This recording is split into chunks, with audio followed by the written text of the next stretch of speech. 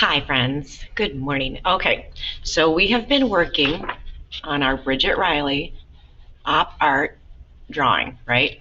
So we've been talking so far, first of all, about art history, a little bit about the op art movement, and we've also been talking about color, using opposite color families, ding, ding, ding, to create high contrast, which is like a loud mouth drawing. Get it? It could be like a tiny little postage stamp. I can't say that. Postage stamp. Thank you. Drawing, biglietto.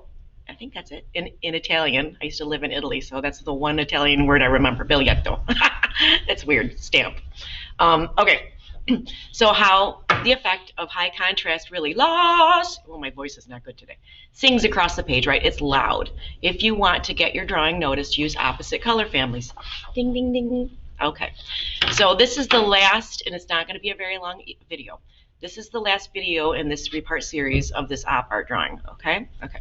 Today we're going to talk about hue intensity. Let me explain hue intensity, okay? When you use color, you can think of it in terms of like a range of really deep dark colors that have a lot of chroma in them, a lot of hue in them. Hue is another word for color, okay? So it's really saturated color. Get it? Okay. And then you can think of a range all the way up to like pastel colors, like Easter colors that have less hue. Those are not saturated. So the hue intensity is lesser when you have less hue, right? So it would be essentially like a tint of a color or less hue integrated into the artwork, okay? So for this Bridget Riley drawing, it's gonna be super simple. We want this to feel like it is optical illusion art, right?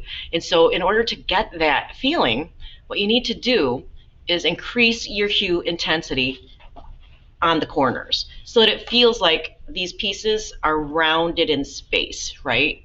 And I'm gonna tilt the camera down and show you how it's done. Okie dokie. A little drink of my coffee. Come on in. All right. I hope you guys are doing good. I miss you so much. I think we'll be seeing each other pretty soon though, right? Right. And I hope you've had fun on this project. If it stressed you out, that's not the point. When you do artwork, it's joyful, it's fun, it's something to do, it's doodling, it's using your mind and your hand at the same time, and your brain, right? And your heart and your soul. That's why I love art so much, and I want you guys to love it too. Don't be stressed out about it, okay? Just have fun with it. And if you made a mistake, who cares? It's just a little piece of paper. It's not a big whoop. Don't stress about it. That's the exact opposite of what I want from you. I want you to have fun with it, be joyful with it, and try to figure things out, because I learn by doing. In fact, like all this computer stuff, the Screencastify, which I'm using right now, I learned it just by messing around with it, and I'm not perfect at it, but I'm trying to have fun with it. If you approach something with joy and just tinkering around with it and thinking, well, maybe I can do this, I don't know. There's a saying from elementary school. We would call it Yeti, Y-E-T-I, like the abominable snowman. And teachers would post it, and the kids would say, well, what does Yeti mean?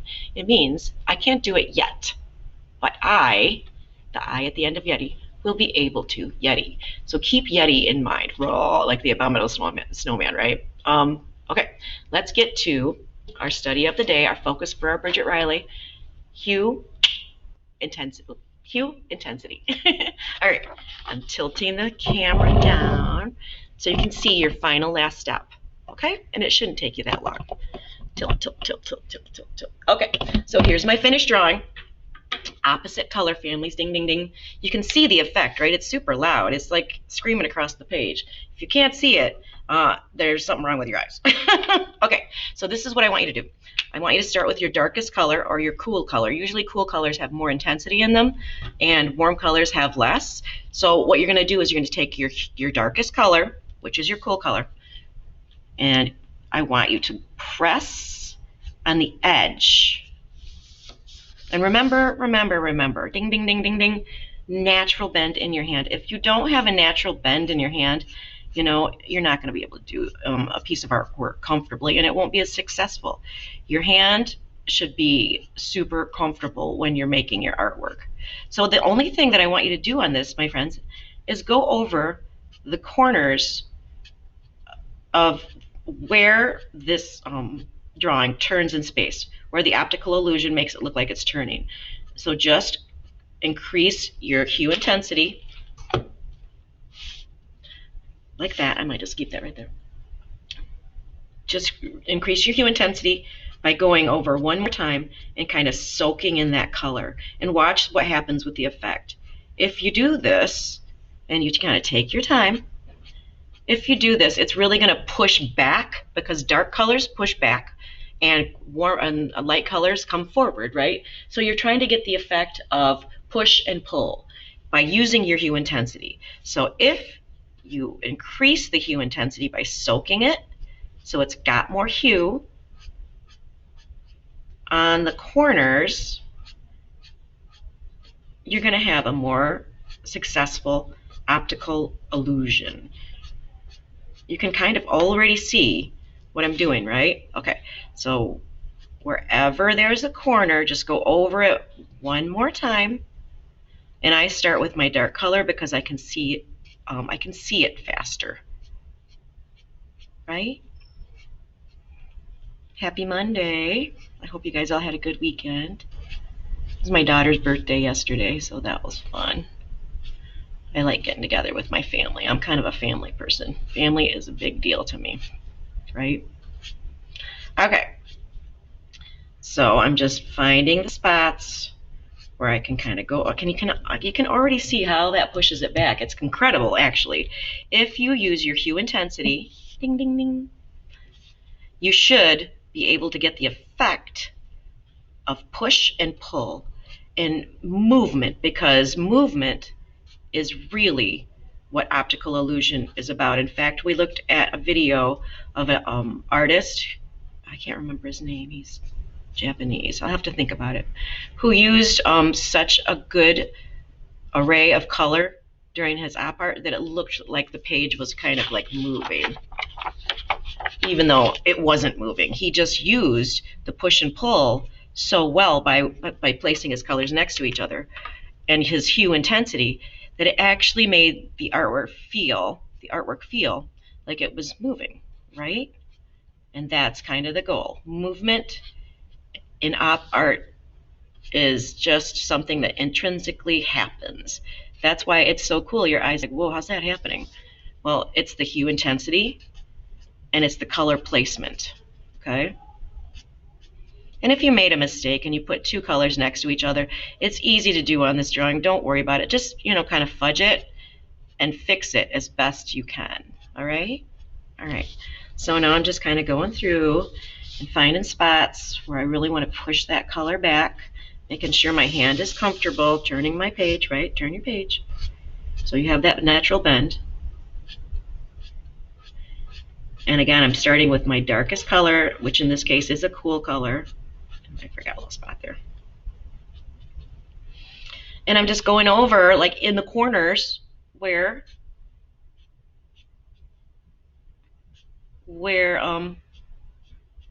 this optical illusion turns in space, right? And it shouldn't take you like super long. So that's why I saved the last little bit. Details happen, if you take some time away from your drawing and then you go back to it, and then you realize, oh, I think I could do this to this drawing. That's an extra layer of detail that's really going to make your art feel finished. And when you spend just a little bit more time on the details, and in this case, the detail is the hue intensity, you're going to get a more finished piece of artwork. It's going to feel more like the goal. And the goal in this case is optical illusion. So to create that optical illusion of push and pull using hue intensity, you just have to soak the page a little bit more with color, because the more color you have that's layered, the more soaked the color, the darker or more intense the hue intensity is, right? So like Easter colors, they are a very light intensity. And this is like the opposite of Easter color. I guess it would be more like Halloween color. Halloween colors, I guess, if you're going to use, holidays, even though Halloween's not a holiday. Halloween colors are more intense. They have more hue intensity, right? I kind of think this looks like Halloween colors, and which is perfect because it's right around the corner, right? So just go through and increase your hue intensity by soaking your page, right? That's what we're talking about today. And I want you to remember these words, because I want to be able to speak properly to you in the language of an artist, right? So far, we've talked about high intense colors, right? And we're also talking about hue intensity today. Or high contrast, that's it. Yes, we talked about high contrast being opposite color families in a loud drawing, right? Okay. So, and remember, you're going to leave a highlight there. So this way you have a really large range of intensity. You have really light lights and really dark darks in the corner. And that is a fully developed drawing. When you have a big range, a large range of value or intensity, darkness and lightness, it makes your drawing feel more finished. The detail feels more finished. Does that make sense? I'm going to go through and I'm kind of looking, and I'll probably go back over this one more time. And like I said, this shouldn't take you more than just a little bit of time, but the details make all the difference. Okay, now you can take your lighter color, and in this case I used an orange, opposite color, right? And do the same thing. Just go over in the corner and let your marker soak. You can even just let it sit there for a minute. You don't need to drag it like we did before for that ragged edge center. You just need to let that color soak. And I even kind of thought about using Sharpie to show you guys how to do some cross hatching. Whoops, I made a little boo-boo. That's okay. But I kind of like this without that, and that's a little trickier. And I don't want to make our first project super well, not to be funny, but intense, right? So I want our first project to be kind of easy. And I think this has been pretty easy. I've been getting some good comments, and holy cow, your artwork is incredible. I've been seeing some student artwork that has just pretty much blown my mind. If I were, your mom, I'd probably frame it, because I have been seeing some excellent, excellent pieces of art. Remember your natural bend. Okay. So you can just literally let your marker sit there and then swipe it a little bit like that. And I'm just going to draw for a second.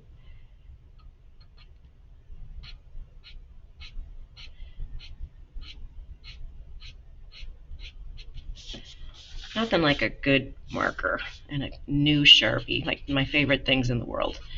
A really good cup of coffee. A really good cup of coffee is one of my favorite things, and a really juicy Sharpie, and a really fresh marker. Okay, there. I'm thinking this is looking a little bit finished. What do you think? I really like this project. And again, the artist that we're studying, you should know her name by now. Her name is Bridget Riley. She was an op artist, and I like her because I can remember being about your age and seeing her artwork everywhere, even in fabric print. People's dresses would be looking like this, and she made a huge contribution to the 70s when I was your age, right? Okay, so go through, and on the corners use your hue intensity. It's push and pull. I'm going to tilt the camera because I think I'm done with this one. And like I said, it shouldn't take you that long, right? It should just be there you are. Let me just check. Okay.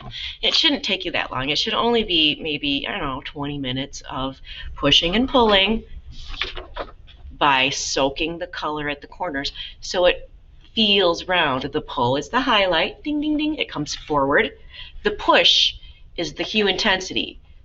When you soak the color, it goes back. Dark colors go back and light colors come forward. And that's how you control your page, with hue intensity. Does that make sense? All right. Okay, my friends. So if you get this far, you are finished. Yay? Yay. And I want you guys to turn it in on Screencastify if you have it downloaded on your computer or on your phone, okay? I have found that it's fun because what I'd like is for you guys to kind of explain your process of what you thought about this and kind of what you learned. And, if you hand it in on on your Google Classroom with a picture, I don't get to see your faces and I don't get to hear you talking. So you can turn this in using Screencastify and add text if you've learned how, right? Okay, I think that's pretty much it. I'm super excited and happy about this artwork. I hope you loved it. Remember that art is supposed to be fun. It's supposed to be joyful. And once you learn, it's like typing or playing guitar or anything. Once you learn how to control your page using your materials, what your materials can do and what they can't do, like how we learned that markers could be used in a different way to color differently, you don't have to color flat. In fact, I don't want you to, okay? I want you to learn how to start making things look 3D. We're going to be working with some pencil next, and I'm going to show you how to do that as well. All right, my friends. So we're going to click. Oh, people in the hallway can hear them. It's weird because there's no students here but teachers, and it's just so odd to have the school kind of hollow without you guys. You make our school, and we miss you guys like so much. And I can't wait to see you guys real soon. Okie doke? All right. Okay, friends. You take care, okay?